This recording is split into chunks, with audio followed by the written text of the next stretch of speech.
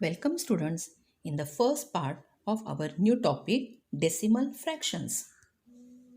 Students, in 5th standard you have learned about decimal fractions. Let's recall it.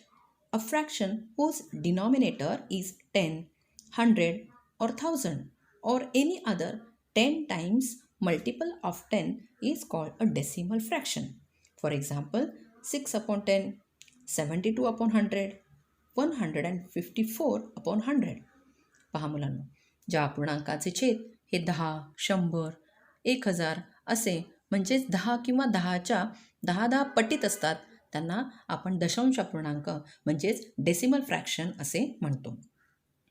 These fractions are written in the numerator and denominator form. आणि decimal fractions हे नेहमी numerator म्हणजे अंश आणि denominator म्हणजे छेद अशा रूपामध्ये लिहिले जातात. Now, students, let's understand some decimal fractions with some examples. Students, in this figure, there are 10 boxes. Out of them, one is white. So, it is written as 1 upon 10 in common fraction. Now, after converting 1 upon 10 into decimal fraction, it is written as 0.1. In the next example, there are 10 boxes and out of them 7 are white. So in common fraction, it is written as 7 upon 10.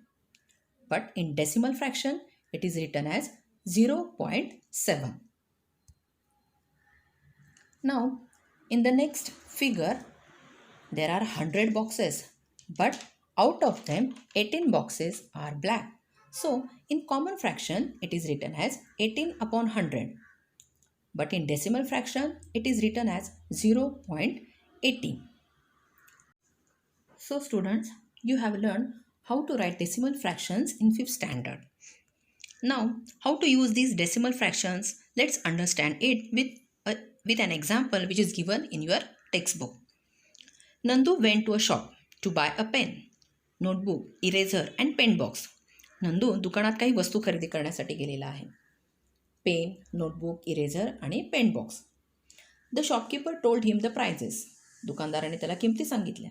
A pen cost 4.5 rupees, and eraser 1.5, a notebook 6.5 and a pen box 25 rupees and 50 पैसे. Nandu bought one of each article. Prepare his bill. बघा, नंदूने या वस्तू खरेदी केल्या आणि त्याचे bill आता आपल्याला तयार करायचे आहे. If Nandu gave a 100 rupee note, how much money does he get back. नंदूने दुकानदाराला 100 रुपये दिले तर त्याला किती रुपये परत येतील हे देखील आपल्याला काढायचे आहे. So let's try to make a bill. बघा, बिल तुम्हाला समोर दिसत आहे. या बिलामध्ये आता आपण त्याने खरेदी केलेल्या वस्तूंची यादी लिहिणार आहोत. त्याची डिटेल्स म्हणजे त्या वस्तूचे नाव, क्वांटिटी, त्याने किती वस्तू खरेदी केल्या आणि एकाची किंमत आपण त्या ठिकाणी लिहिणार आहोत. So the first thing is pen, quantity 1 and the amount is 4.5, that means 4.50. The next thing is notebook, quantity 1 and the price is 6.50, that means 6.5. The third thing is eraser, quantity 1 and the price is 1.5, that means 1.50. The fourth thing is pen box, quantity 1 and the price is 25 rupees and 50 पैसे. So that means 25.50. आता ह्या 4 वस्तू खरेदी केल्या. आता आपण त्याची total करणार आहोत. तर एका ठिकाणी आपण इथे रफमध्ये देखील लिहू शकतो किंवा साधारण आपण त्या बिलामध्ये देखील त्याची बेरीज करू शकतो. आणि बेरीज केल्यानंतर येणारी किंमत जी आहे ती आहे 38 rupees. 38.00, that means 38 rupees and 0 पैसे.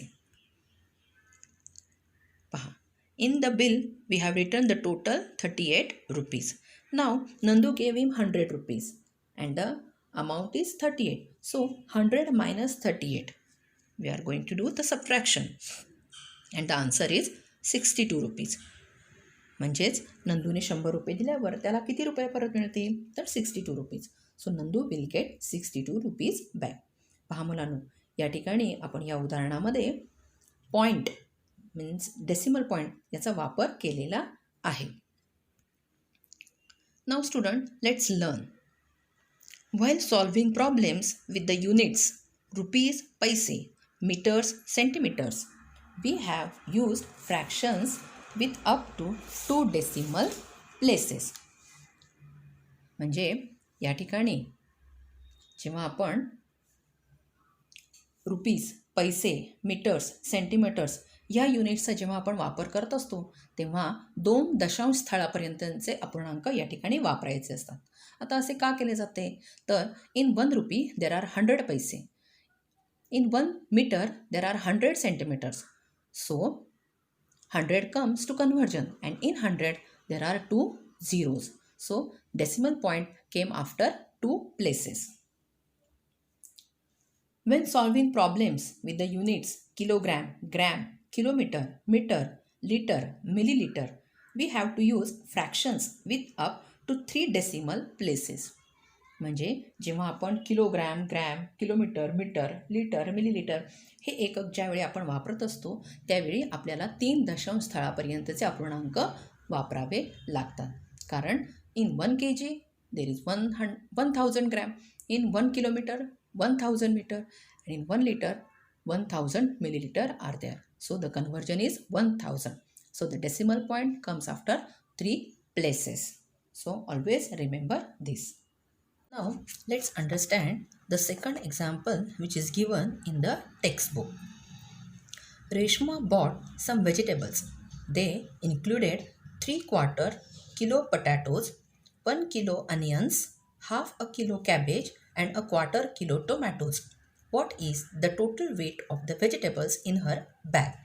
बघा, let's try to understand the given example. Reshma bought some vegetables. रेश्माने काही भाज्या खरेदी केलेल्या आहेत. यामध्ये ज्या भाज्या दिलेल्या आहेत त्यांचे वजन दिलेले आहे.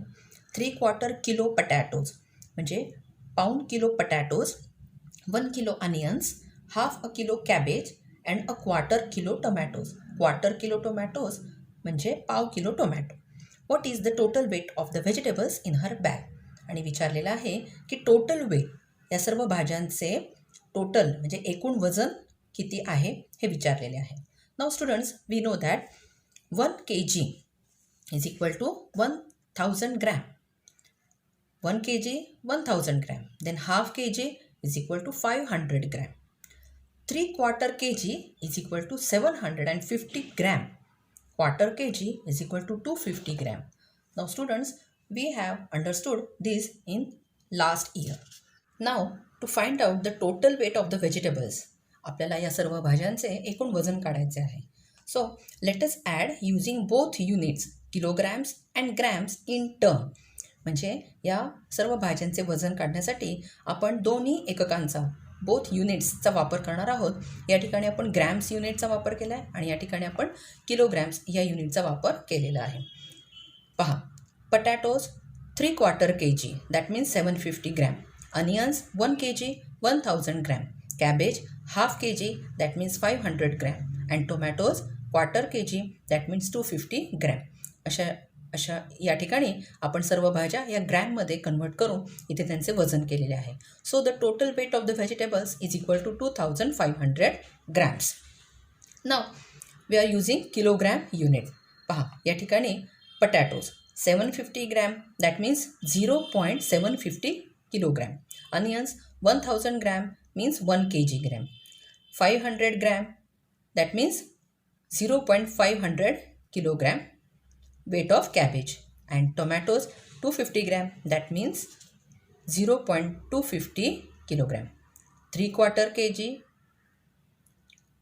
1 kg, half kg and 1/4 kg.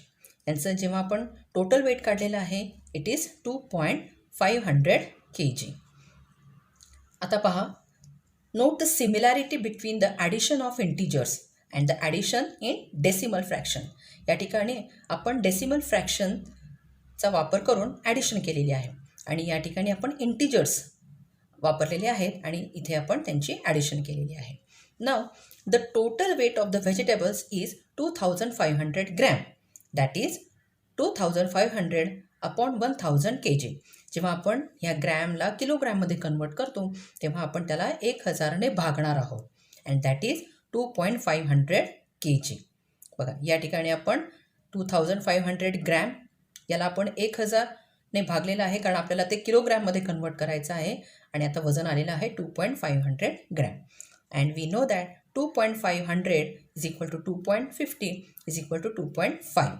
म्हणजे काय तर ह्या पॉईंटनंतर हा जो अंक आहे डिजिट ह्याच्या पुढे जे शून्य आहेत या शून्यांना त्या मानाने तशी काही किंमत नसते आणि जे वजन आहे ते आपण किलोग्रॅममध्ये घेतो आणि 2.5 kg दॅट मीन्स ज्याला आपण मराठीमध्ये 2.5 किलो असे म्हणतो. So this value is equal to this value that means 2.500 is equal to 2.50 which is equal to 2.5.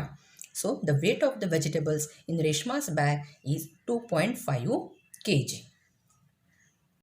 The students, in this video we have learned how to use decimal fractions in our everyday life. I think you have understood this. Thank you.